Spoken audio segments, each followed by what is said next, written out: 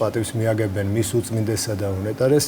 ჩვენი ჟურნალისტი მარიამ ფირცხალაიშვილი იმყოფება ახლა ღვთისმშობლის მიძინების სახელობის სიონის საკათედრო ტაძართან, რომელიც ახლა პირდაპირ ეთერში ჩაგვერთვება და ვნახავთ თუ რა მდგომარეობა და რა ხდება იქ. მოგესალმებით.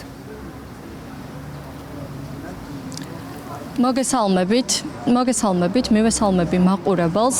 ჩვენ ახლა ვიმყოფებით სიონის საკათედრო ტაძარში. დღეს პირველი დღეა მას შემდეგ, რაც სრულიად ერმა სამუდამო სამყოფელს მიაბარა ქვეყნის პატრიარქი ილია მეორე. ბოლო დღეებში ჩვენ ვნახეთ სამების საკათედრო ტაძარში მოქალაქეთა უწყვეტი ნაკადი, რომელიც პატივს მიაგებდა ქვეყნის პატრიარქს. ახლა კი შეიძლება ითქვას, რომ ეს უწყვეტი ნაკადი არის სიონის საპატრიარქო ტაძარში. აქ მოდიან დიდები თუ პატარები და ყველა მათგანი ამბობს ერთს. მადლობა პატრიარქო, მადლობა იმ ღვაწლისთვის, რაც ჩვენი ქვეყნის წინაშე მიგიძღვით.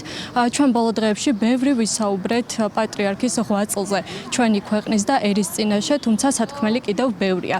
აქ შეკრებილი ადამიანები კი ამბობენ, რომ გუშინ მთელმა მსოფლიომ ნახა, როგორ უყვარს პატრიარქს საქართველო და როგორ უყვარს საქართველოს პატრიარქი.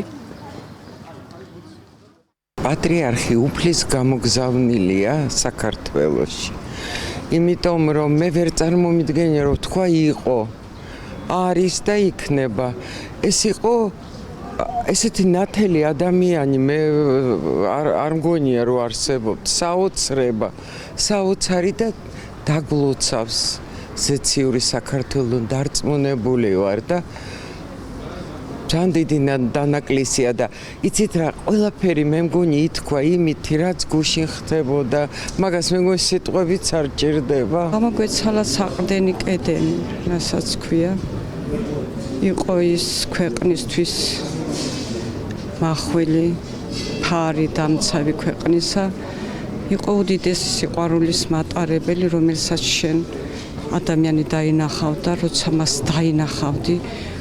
აი გული სხვანაირად ზგერდა, ძალიან მიყვარდა მისი ქადაგებების მოსმენა, სულ მუდმივად უსმენდი და სულ მუდმივად რჩებოდა ჩემს გულში გონებაში. მთელი საქართველო გაგვაერთიანა რწმენით და მოდი ვისურვებდი, რომ ეს რწმენა რაც აქამდე მოიტანა ჩვენო ქართველმა ხალხმა, წლების განმავლობაში გაგრძელებული იყოს ეს ერთმუშტად შეკრული ყოფილიყოს ჩვენი საქართველო.